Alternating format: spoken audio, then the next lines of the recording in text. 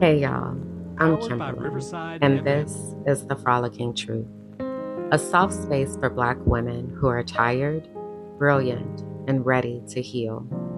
Here, joy meets justice. We calm our Black ass nervous systems, we unmask, and we leave behind whatever that is trying to kill us. You're seen here, you're safe here, and you don't have to do this alone.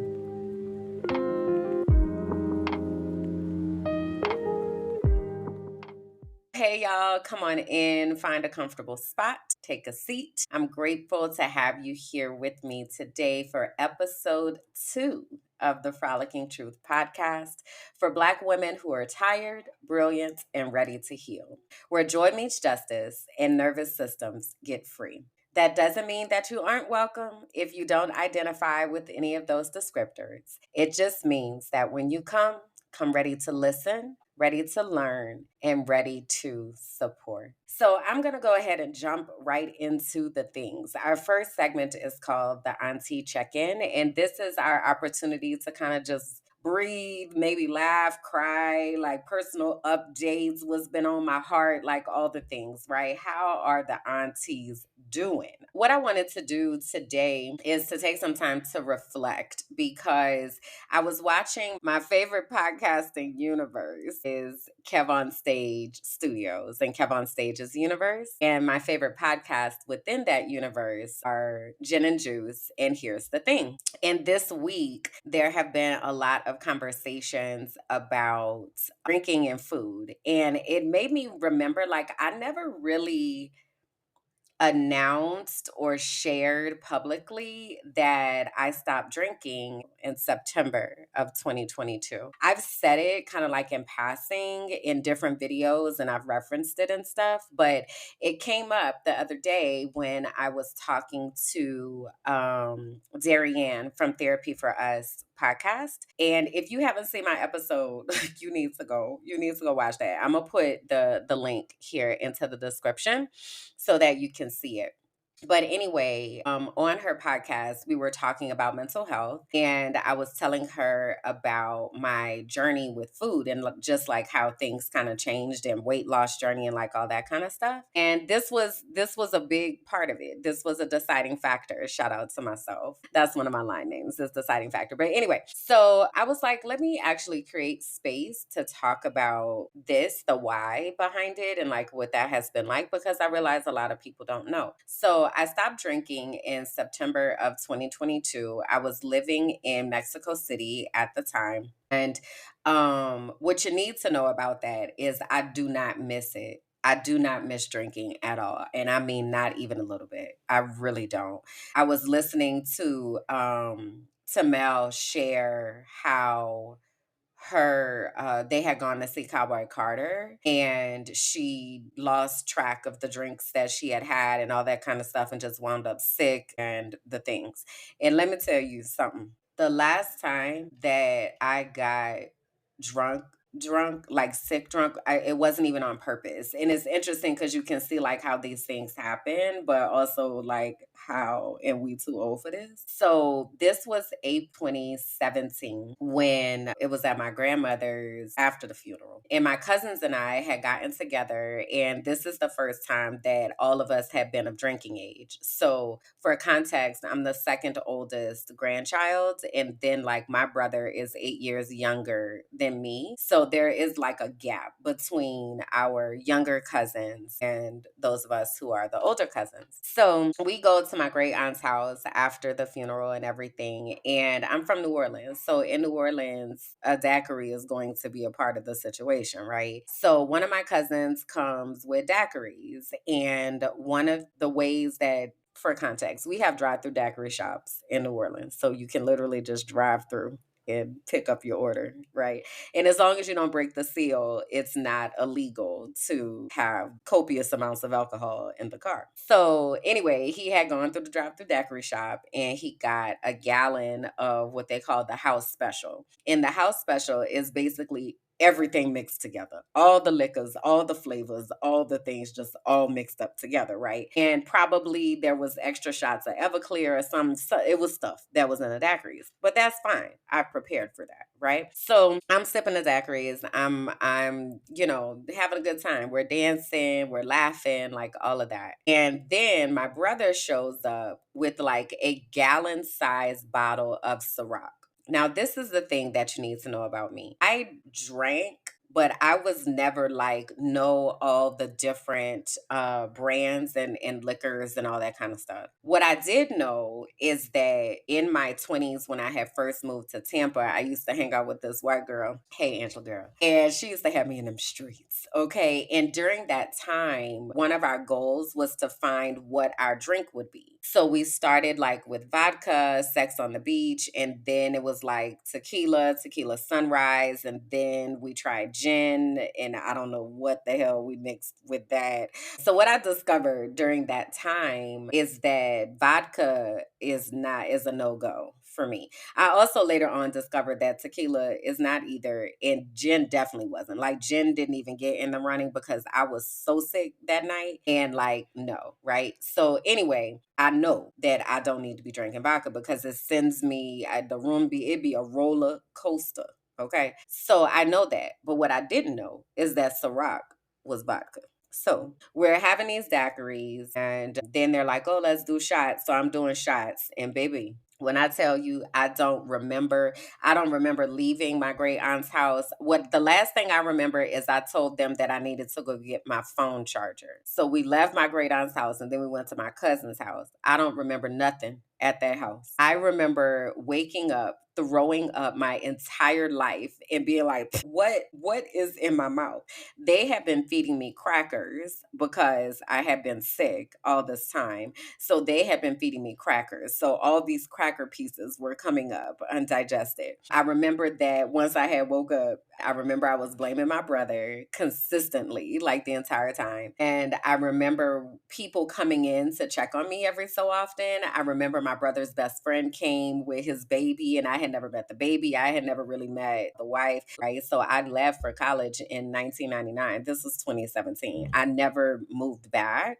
I would go to visit, but I missed a lot, right? And also that night I missed it too because I was toe down drunk. I remember waking up the next morning and my cousin was like, Kim, bitch, you was fucked up. It was bad. It was bad, right? So that was a reminder for me. Okay, all right.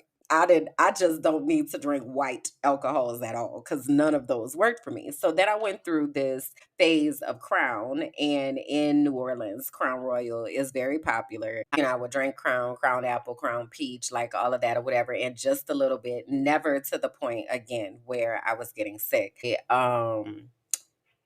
I started drinking wine, so I was like, let me just go to what sophisticated people do because apparently this liquor life is not for me. And so I said that time in 2017 was the last time that I got drunk. I am lying. What happened when I was here in Medellin for the first time? So I came to Medellin in April of 2021. I've talked about these three women that I met on that trip, and they were living here, and we went out to eat that night and had some drinks, and it was tequila.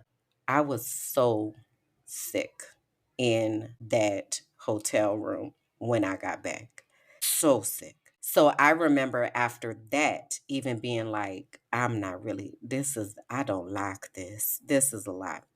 But I still hadn't stopped yet, right? But I was kind of like weaning back, like this is a lot. Then in September of 2022, I had just come back from the US. In those like summer to fall months of 2022, I was doing a lot of traveling back and forth because one, you only get 6 months at a time in Mexico. So I had to leave and come back and reset. And then Essence happened. And then I was doing some work and like all of that. So anyway, there was this trip in September of 2022 that I again reference often because it was horrible. But my tradition at the time was to come back from wherever I was at and then have tacos al pastor and some moscato.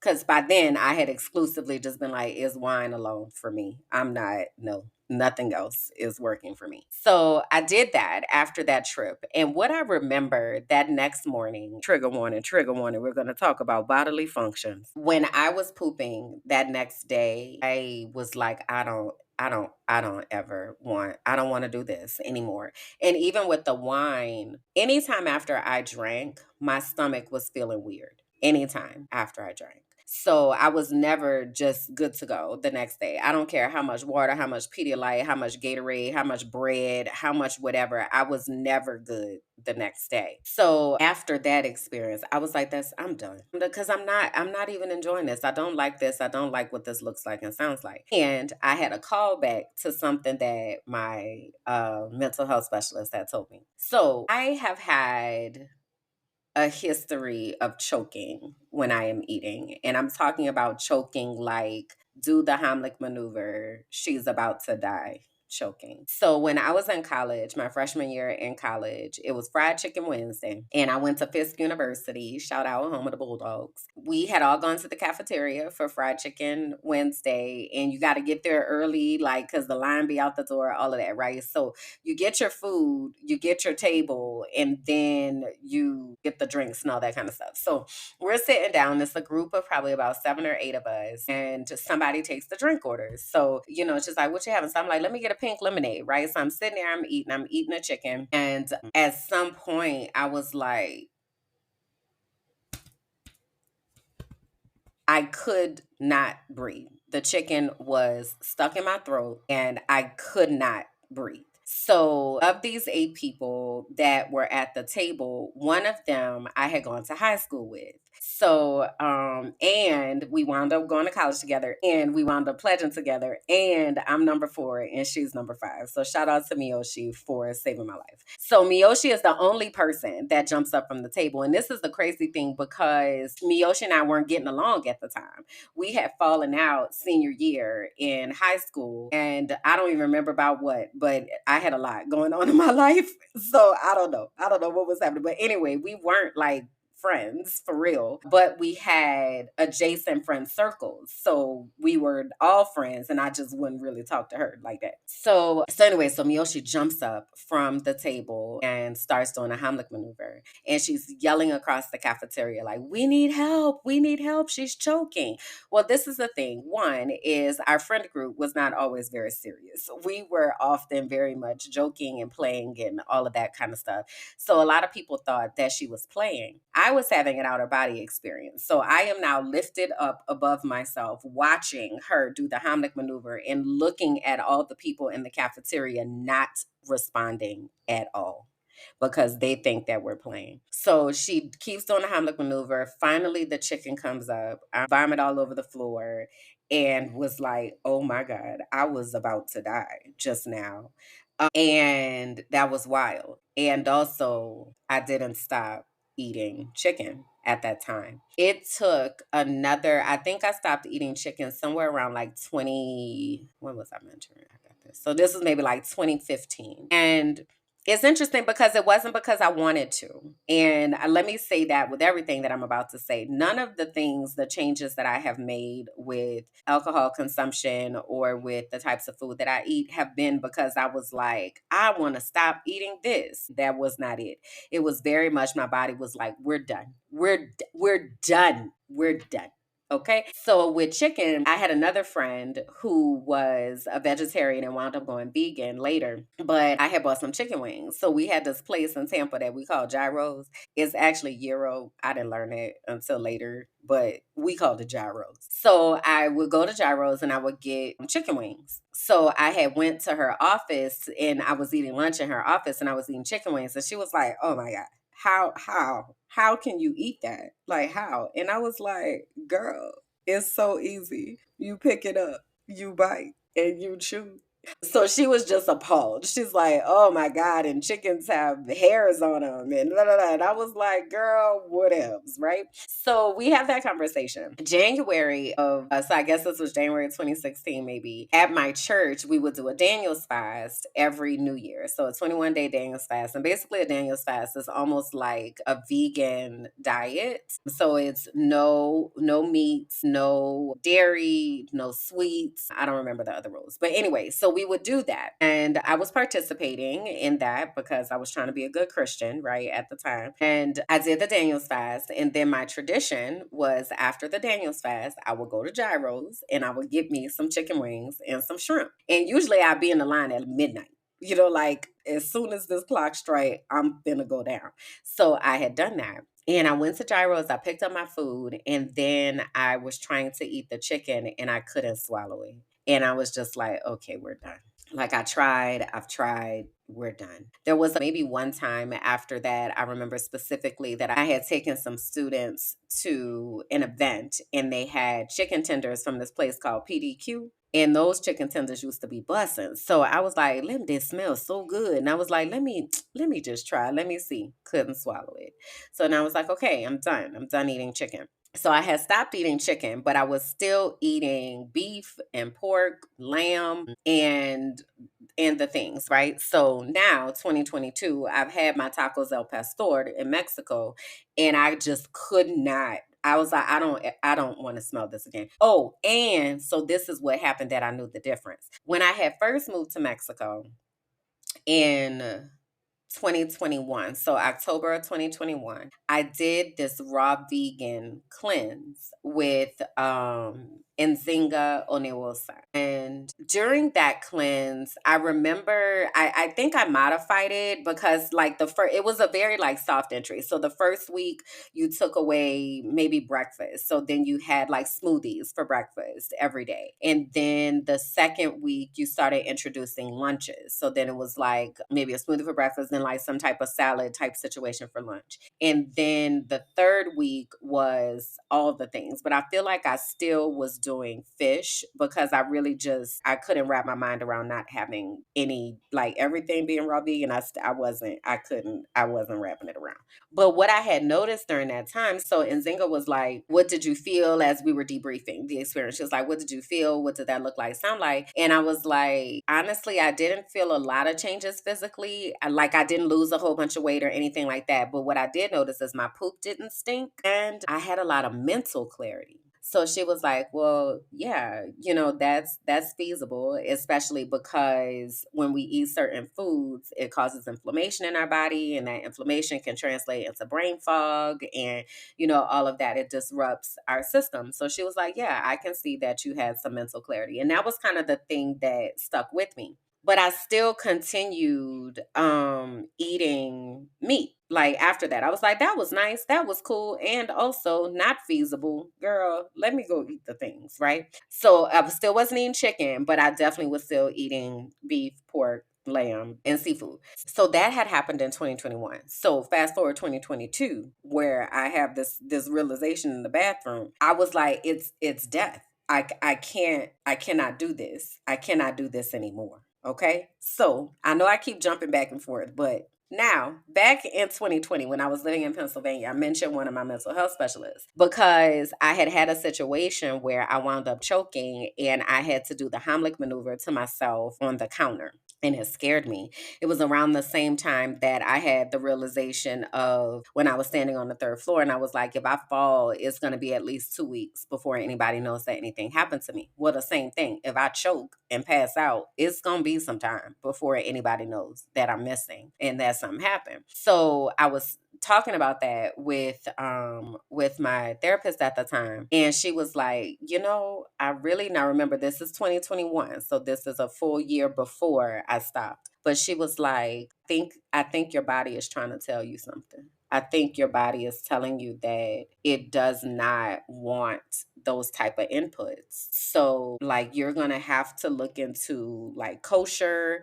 preparations or something. So what she said to me that came back up to me in that same moment in the bathroom in 2022. And also let me say, I'm not telling y'all this to tell y'all what to do. I'm telling y'all this because these are my experiences. Okay. So if this does not resonate with you, it's okay. And if it does resonate with you, I would love to hear what your thoughts are about it. But I'm not trying to persuade anybody about anything. I'm just telling you what happened to me. So So she told me, she was like, I want you to think about what happens with animals and the fact that, yes, you are eating dead flesh. Like you are, that was an animal, that was a living thing. It was killed, and now you are eating that flesh. So it sounds like, because I had told her about all the other times that I had choked, she was like, it sounds like your body is rejecting that energy. And what I want you to think about is when an animal knows that it's about to die, is secreting cortisol, stress hormones, those hormones, that energy is living within the cells of that animal. And then you cook it up and then you eat it. And your body is like, no, we're not doing that no more.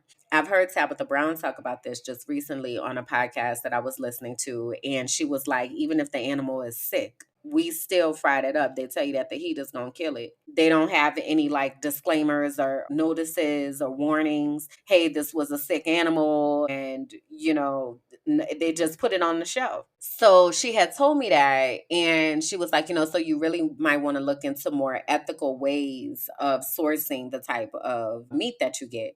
So what I had started doing during that time was buying my meat from the Amish, because I was in Pennsylvania and I knew that they were more supposed to be more ethical with the way that they treated their animals. But then I started thinking about, in that bathroom, that the US is not we. The US breeds animals for the purpose of killing them and for food. So it's a market, right? So it's not like these are free range and you're only taking what you need. Like they are mass producing animals. That's why we have so much genetically modified chicken, like all of that kind of stuff that we've seen it in, because we've seen how big the drumsticks get, and the chicken breasts and all that kind of stuff, pump with hormones, all of that. So when an animal is being raised knowing it's about to die, like that's what it's being raised for, to die and be slaughtered, that animal grows up depressed. That animal is not like living a footloose fancy free life, right? Then we eat that.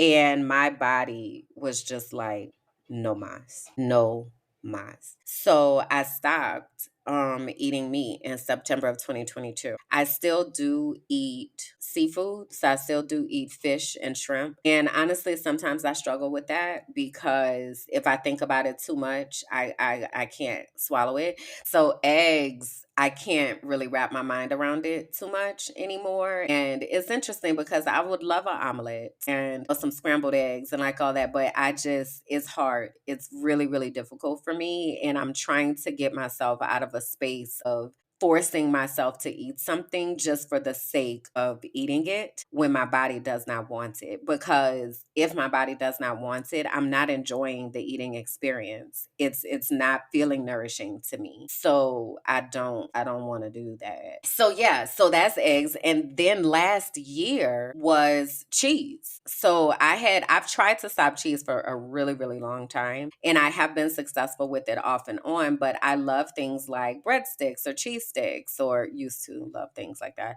Mac and cheese, like all of that, right? So then what I started doing was, okay, I'm gonna just do vegan cheese. And then one day I made a grilled cheese with vegan cheese and I got the ick. And I was like, and we're done with that too. So now I don't eat cheese either. So I said all that to say, it's interesting when you really start to, one, pay attention to your body and what your body is actively telling you, because I did not realize when I would eat, again, just like when I would drink, I would always get sick. When I would eat, my stomach was always usually hurting afterwards. And because I had never had any different type of experience, I just thought that was normal until 2019. Went to Jamaica. So my 20th high school reunion, we went to Negril, Jamaica, and we went to this farm to table experience called Zambali. And on that property, they took us around and they showed us like the different fruits that they were growing and all of that, and like, this is going to be a part of your meal and blah blah blah. And that experience, that you know what, I want to show you the pictures, because I want you to understand how little food it was. But what happened during that time is I felt so fulfilled. Like I had never in my life had a meal that left me feeling so fulfilled. Like I felt nourished, I felt satisfied, felt um I felt like I was full and satiated, but I wasn't like stuffed. Like I wasn't stuffed and like over like, oh my God, I'm just so sick. Like I wasn't that at all. I was very much just nourished and satisfied. And the way that I felt after that meal was something that I had and have been chasing for a while, because it's really it really changed my life. Okay. So on this salad, that grapefruit that is there on the salad, as well as the lettuce, was grown there on the property. I want to say, yes, there were carrots that was on there, and jicama was also on there, right? And then there was like some type of vinaigrette type dressing or something, right? But also the other thing is that the way that, so grapefruit is not really my favorite, because grapefruit is really bitter. But the way that the chef paired the different flavors together was like just so dope. Just so dope. So that was the salad. All right. So then it was like a 4 or 5, it was a 5 course meal. So then after that, we had a soup, and the soup was like a cold soup, and it was like watermelon and something else that was in the soup. So that was really interesting and really delicious. Then this was another appetizer. So there's another like salad with like a ginger type dressing that was on it. And then these are like empanadas or something. I can't remember what it was stuffed with, but it was stuffed with something, and then this reduction of whatever it was, and then some carrots, right?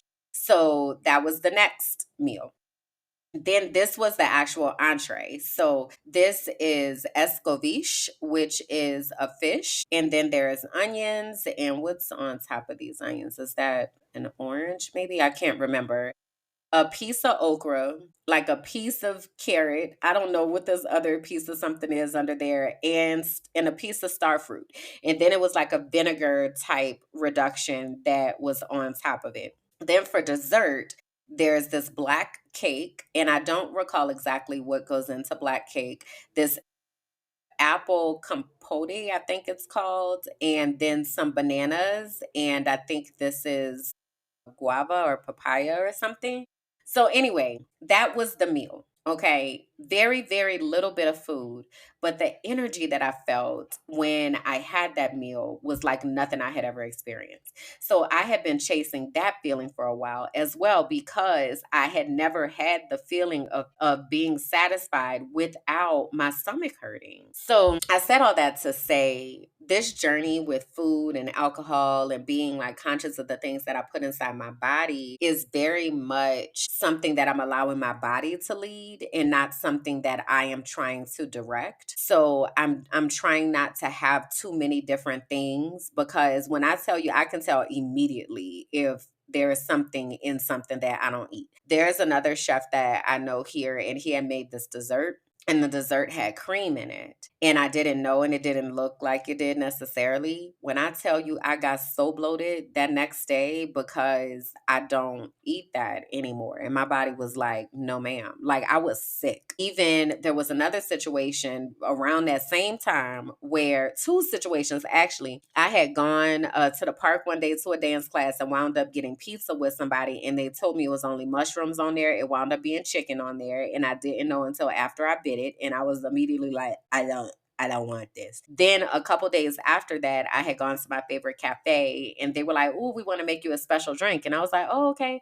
So they make me this special coffee drink, and it had Bailey's in it. And Bailey's is alcohol. Again, immediately sick. Felt just like I just want to get this out of my body. So I said all that to say, wherever you are in your food journey, it's very powerful to be in a situation where you allow your body to lead that journey, as opposed to trying to accomplish some unrealistic like expectation or whatever, because it's also very difficult to just go cold turkey about things. I do be doing that, but everybody can't do that. So in your consciousness process of thinking about your food and what that looks like to consume it and all of that, give yourself some grace and allow yourself yourself to have a moment. And don't beat yourself up if there are certain things that you're eating that you're like, man, I haven't been able to kick this yet. One of the other things that Nzinga had taught me before I did that, so she's a guest that I had on Beautiful Brown Girls. During her episode, she was talking about how craving different foods means that we are lacking certain things in our lives.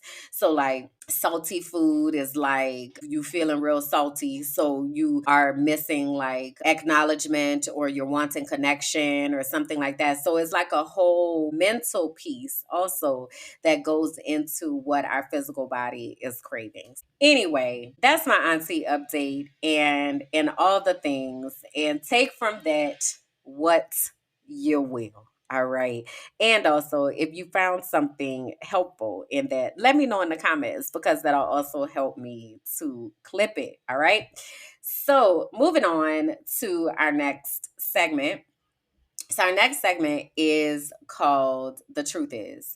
And this is where we like spend a little bit of time talking about some things, because it's been a lot that's been going on this week, and it's really blowing me like a lot. And I don't even know how to make it all make sense, because there's two types of things that's happening right now that's just kind of blowing me. So at first, I was going to call this section "Who's Protecting the Protectors?" because the cost of advocacy and the cost of being an activist has been very steep. And I don't know that many people know, understand, or recognize. I don't know that many people are aware of the types of things that happen, and the types of narratives that are created, and the type of protection that you just don't get when you work in activism and when you work as an advocate. Combine that with being an activist and an advocate on social media, being a content creator who chooses to tell the truth about things that are happening and chooses to expose things that are happening. It's a thankless, it's a very, very, very, very, very, very thankless job. One of the things that we have seen, especially in people's advocacy for Palestine, is the way that the systems will deprioritize you and create situations that are designed to cause harm. So when I say that, I think about people like Amanda Seales. I started following Amanda Seales back when I first announced that I was going to do acting, modeling, and hosting, because one of the teachers that I used to work with messaged me, and she was like, "You need to follow this lady. I used to work with her at MTV, and I think that she's like right up your alley." And it was Amanda Seales. So I've been following Amanda Seales since maybe like 2017. And I have watched how her words have been misconstrued, how people have demonized her for speaking the truth, how people have run with stories that don't have factual basis, how in her understanding of her neurodivergence and self-diagnosis of how people have tried to minimize what she experiences within her own body when they don't even know what they experience in theirs. So I've really watched it, and basically what happened is she was talking about Palestine on Instagram and got deprioritized, demonetized. People were really attacking her for her stance about what the US government is funding and what people continue to turn a blind eye to. And she's really had to go and just create her own platform on Patreon and on YouTube so that she is able to continue to make a living. Because what happens when you're an activist is that opportunities start to disappear when people don't stand for something. You know, mostly in the US, what people stand for is the dollar. They're not caring about people. I've been processing that a lot because, I've told you all that I am filing for asylum, and a lot of that is because of the activism work that I have done. I think it's important for people to understand a few things. And activism is often not financed. Like, it's not something that you get copious amounts of money for. It's really something that you're doing because it's the right thing to do. So there's not usually copious amounts of money of any sort that are attached to doing activist work and advocacy work, which is all the things that I do have done and continue to do for children in the US, specifically within the school systems. The second thing is being a content creator is a job. And I know that a lot of people don't think about it as a job, but it is a job. When you're monetized, there are platforms that are paying you to share their brands, to, do different things, to go on trips, to talk about it on your platform, to use your voice to influence different things. That's why it's called an influencer. But you also need to know there is no protection, there's no union, there's no HR. So when brands start doing you dirty, there's not really any recourse for that. I've been seeing both with myself and other people across the internet that Facebook has been demonetizing pages and refusing to pay people money. I don't care if it's $2. It's my $2. Give me my money, right? Especially if I have already done what we were contracted to do. So y'all know I was doing a new podcast recently, and then I'm not doing that podcast anymore, or even really speaking with that creator anymore, because I discovered a lot about their personality and the way that they do business that don't jive with my spirit at all. But one of the things that I can say is I am thankful that I didn't have to blast that creator all over the internet, because the way that I was treated in that experience was incredibly wild. And I've talked about it on my Patreon, and I may or may not say anything more publicly to give details.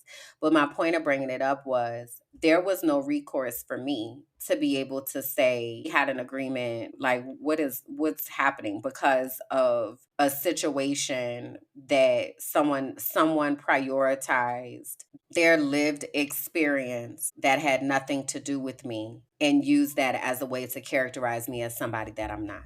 There was nothing that I could do except be like, I hope you compensate me for the work that I've already done. Thankfully, the creator did do that, but that's what I mean when I'm like, there's no protection, there's no union, there's no nothing. Like, you are doing this job, but it is very much and can be very damaging. There's another creator, Keita Rose, has been talking about the experiences that she had in doing like a podcast tour type situation. Again, people not paying money and people bad mouthing and creating different narratives that aren't true. It's like, as a creator, you don't have anywhere else to go with that but to the people, to let the people know who this person really is. So having said that, I think it's important for us to think about it in the context of a job. If you were at a job and they was just holding your paycheck because they felt like it, you would be outraged. Same as if a platform is not paying out to a creator, And again, until we get monetized, we're doing this for free, right? I'm on my monetization journey, and I appreciate every single one of y'all that takes a moment to stop and click and listen and share and comment, because all of that helps. Also, this is for free until it's not. So when we think about it that way, as well as content creation is a part of the entertainment industry. And when you are consuming someone's content, I think it is important to know that they are doing this with the intention to give you something to watch, something to talk about, what have you. The least that we could do is press the like button. The least that we could do is leave a comment. That's free. You're there anyway. Take a moment to do something that can help them, even if you don't have any money to give to the situation. So it makes me ask that question, like, who's protecting the protectors and who's protecting the people that are sharing the truth of the things that are going on? Because we're trying to protect ourselves, but we also need you in that. We need you to also be understanding of everything that does come with these types of professions, specifically if they are someone who is saying the things that don't nobody else want to say. So that was the first thing. Then the Diddy trial started, and Tory Lanez got stabbed, and Halle Bailey had to file a restraining order against her child's father, DDG. And what I am watching on the internet right now is like blowing my mind. And I don't know why, because we've already lived through the R. Kelly trial conviction, and there are still people who continue to support him and say free R. Kelly and all of that kind of stuff. And we're seeing the same things happening with Diddy and DDG. It's wild. It's wild. And I made the mistake, but also wasn't a mistake. It was intentional because I wanted to see and I wanted to know. But I made the mistake of going into the comments and just to see how many women are calling Cassie a liar, calling Holly a liar, how many women have called Meg a liar about their lived experiences, even though they have proof and evidence. How many people are talking about, well, why didn't she just leave? Like, girl, whatever. Talking about Holly, you chipped your. I ain't never seen a chipped tooth without a bust lip. Like, it's blowing me bad. It's blowing me real bad, especially because I am a domestic violence survivor. And I'm a domestic violence survivor who has chosen to speak publicly about my experiences. If you have not recognized that you are in an abusive relationship and found your way out of that abusive relationship, shut the fuck up. And I mean that from my toes. It is no easy feat to escape from an abusive relationship. I was trapped in an abusive relationship. The last time that I had to interact with my abuser was in February of 2019, and it was at a fashion show that he had put himself in so that he could keep tabs on me, because by this time he had started stalking me and I didn't even know. I accepted his engagement. I knew I wasn't getting married to him. I knew that because he had already been putting his hands on me. He had already been cheating on me and calling me out my name and making sure that my self-esteem was plummeted. Him and his family, his parents in particular, who were my pastors. When you are in a situation where there is some type of power dynamic and you find your way out, share. If you have never been in that situation, shut up, because you don't know. And anything that you're talking about, you just sound stupid. But you sounded stupid to other stupid people. So all of y'all sound stupid, but don't nobody know that they're stupid because y'all stupid.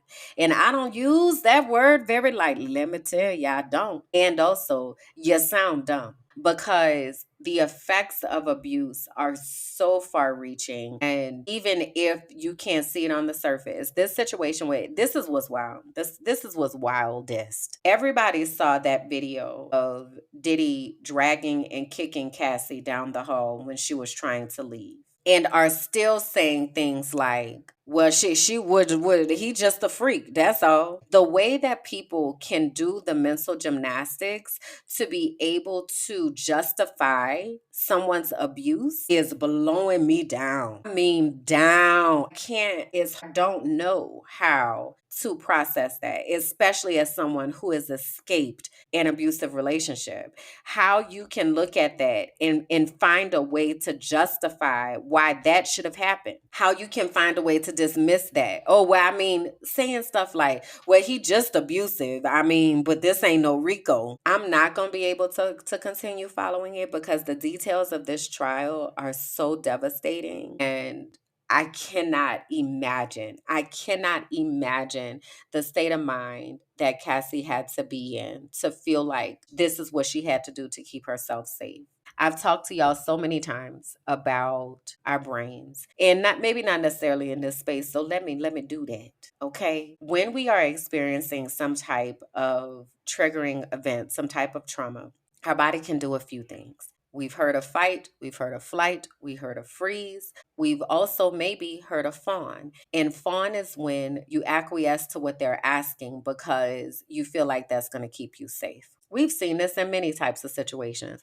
You go to your job and they tell you that you need to change the way that you talk and the way that you need to show up because it's not good for the brand. They tell you to straighten your hair. They tell you to use a different tone of voice. They tell you to dress differently. In your family, it might look like you ain't pushed back against your abusive ass parents or your abusive ass family members or that uncle who's always coming, who acting weird and strange to the rest of the family. You're protecting that. How dare you? with your simple ass, fix your mouth to talk about how this young woman wasn't able to leave and you can't even stand up to the people in your life. And it's blowing me because these types of people are predators. Let me tell y'all how I almost got caught up. Let me take my sweater off because I'm getting warm because I'm aggravated. And I was trying to decide, I was like, do you really want to talk about this on a podcast? I do and do. Okay. Because this got to stop.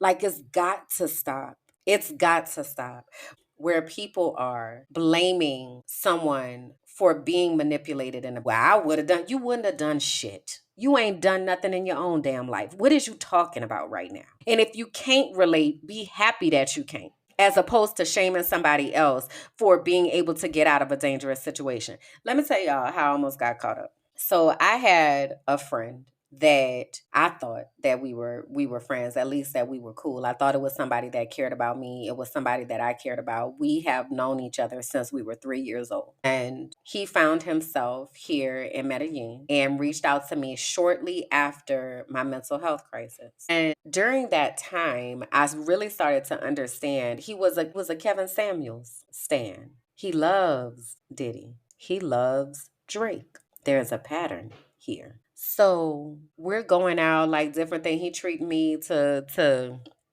lunch and dinner and all of this and that. And one day we're having a conversation about the types of women that he dates. So again, I'm 44. Okay. I don't remember when his birthday is, but what I do know is he either 43 or 44. So the same age.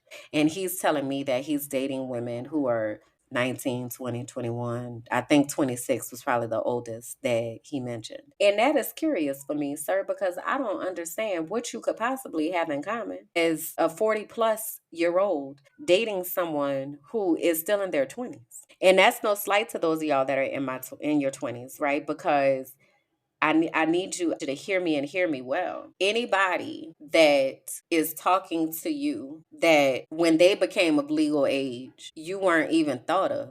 They're old enough to be your parent.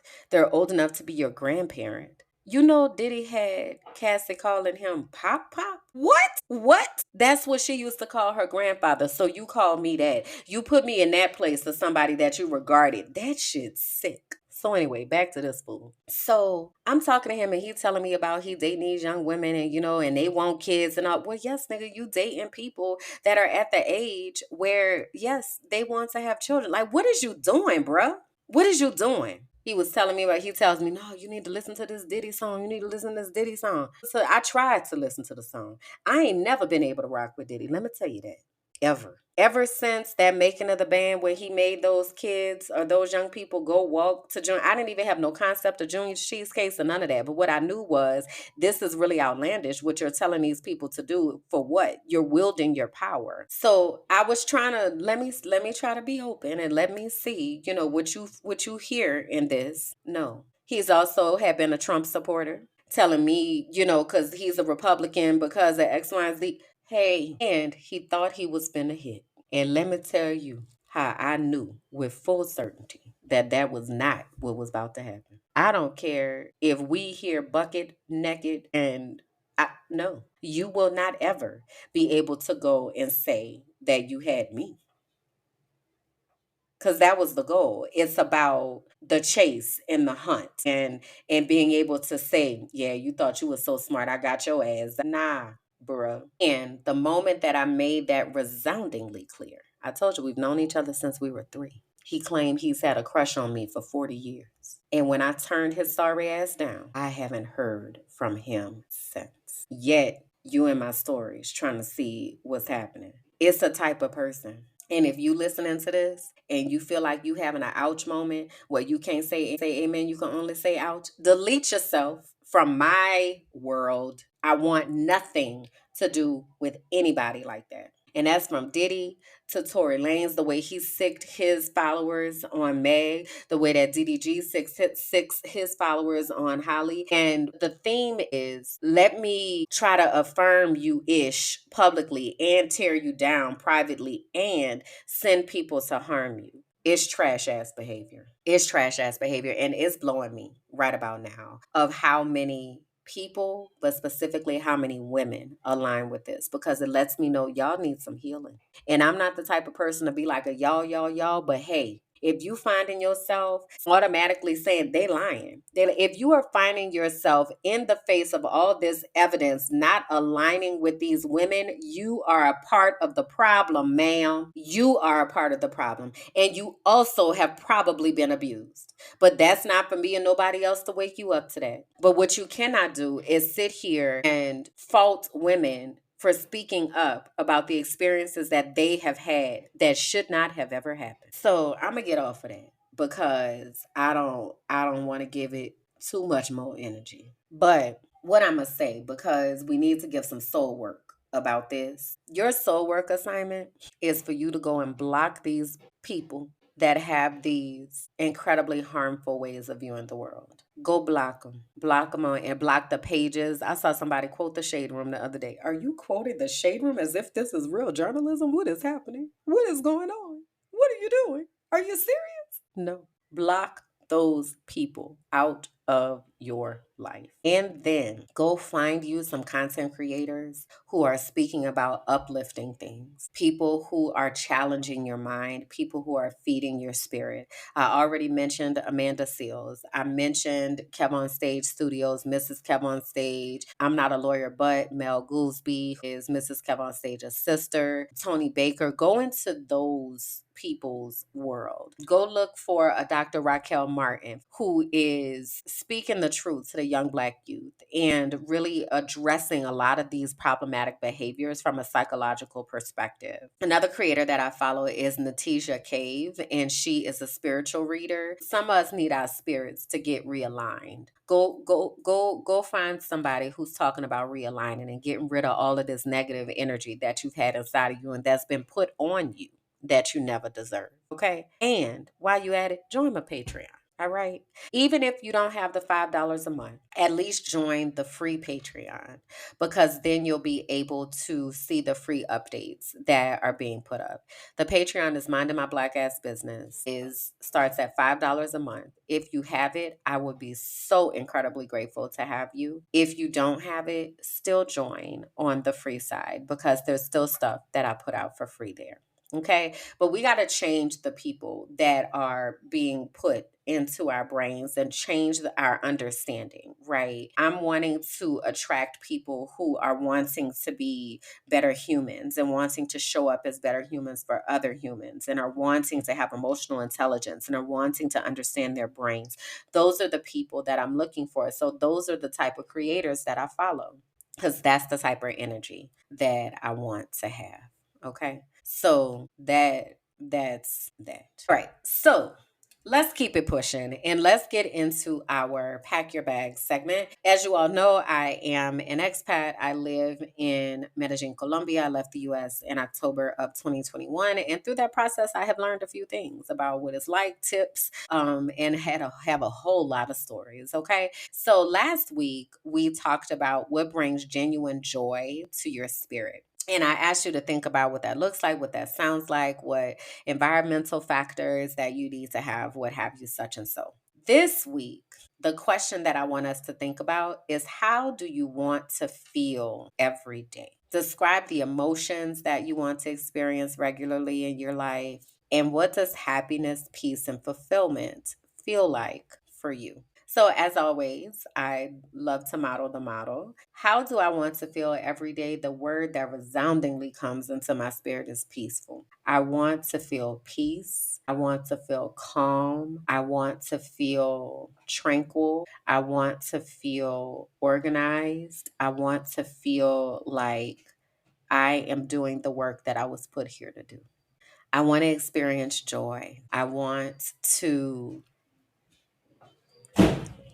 have a calm nervous system and a peaceful existence. I want to see the beauties of nature. I want to look at the trees and watch new leaves grow on plants and look at how the bees are working and how the birds are flying. I want to feel centered and grounded. What does that look like for you? What do you want to feel like every day? How do you want to feel every day? Take some time, please, to let me know in the comments what you want that to look like and feel like. All right. So the last thing is called the giggle break, and it's just a moment to just have a moment or to share a funny story. And I mentioned earlier that I was watching Gin and Juice and how much I love the Kev on Stage Studios universe and all of that. And on Gin and Juice, I told you earlier they were talking about drinking and all that kind of stuff. But Mel had all of these stories that she was telling, and it reminded me of the years when I was wilding out in college. Cause baby, that senior year. So freshman year, I got to college. So my degree was in biology, right? And I got to college on a full academic scholarship. So freshman year, I wasn't doing nothing but going to class and going back to my room and studying. I was taking biology and chemistry and calculus, and it was whipping my ass. Okay. So freshman year, I really didn't do a lot out there in them streets. And I had a boyfriend. Sophomore year, I pledged. Me and my boyfriend had broke up, and I was pledging most of the year. So I was pledging. I crossed in April, so then it was just about time to go. Now that junior year though, oh baby, oh baby, I had a list, sis. Okay, I had a list. I was like, I've been wanting to knock you down for a minute. Come here, sir. Let's have a talk. Had a list, and I got everything that I wanted on that list. It was very interesting. It was a very interesting time. And I'm grateful that there wasn't social media. Okay. Because it was a lot. I was a Delta. I was the co-captain of the dance team. That was the first year that I snuck into a boys' dorm. It was the year that I said I wanted to have a one-night stand. Child, me and my friends had went to downtown Disney. So we wanted to go to Disney World, right? We ain't have no Disney World money, okay? So we went to downtown Disney and go-karts. Though that was the main parts of this trip that we went on junior year, spring break. And we decided that we were gonna have a one night stand. Me and one of my roommates. We were gonna have a one night stand. And went to the club and found our marks, okay, and accomplished the goal. Right. Boy, the things that have been done. So I just wanted to share that just to normalize. We all be out here wilding out sometimes. And thank God that there are not long lasting consequences or video evidence, because there is always plausible deniability. All right, y'all. That's it. That's all. Again, I want to give you an invitation to join me in the inner circle again with Patreon. There you are able to comment and reflect on our soul work. You can even chat with me and ask me questions and all of those things. You get a 7-day free trial. So if you join the community and into the inner circle, again, it's only $5 a month. You get 7 days to try it out and see what is happening up in there and what's going on. And then after that, it'll be $5 a month. I invite you to join me there because more and more, that is the spaces that I'm going to, right? I'm putting some things out here on the YouTubes and on the internets, but most of the things are in the Patreon because that is the safest place to be able to do it. And it also gives people the opportunity to support me who want to support, as well as you get benefits for being in there, right? So you also get discounts and you get the opportunities to be in community with like-minded people, which is something, again, that we are trying to establish, babe, because we got to block them folks, okay? As they showing their ass, don't even try to convince them of anything different. Block them, block and be blessed. I am a proud card-carrying member of the Block and Be Blessed ministry, okay? But anyway, as you're blocking them and you're looking for another place to go, consider coming on over to the Patreon and hanging out with me in the inner circle, all right? So this is the lasting thought that I want to leave with you. Reconnect to your body and find your voice. That is where the truth lives. That is where the fullness of who you are lives. That is where God lives. Allow your spirit, your body, and your mind to lead you towards the place of peace. All right? Until next time, bye. Thank you for listening to The Frolicking Truth, where joy meets justice and our nervous systems get free. Please be sure to like, rate, and comment. Subscribe to the YouTube page, Minding My Black Ass Business, and follow me on all social platforms. Until next time.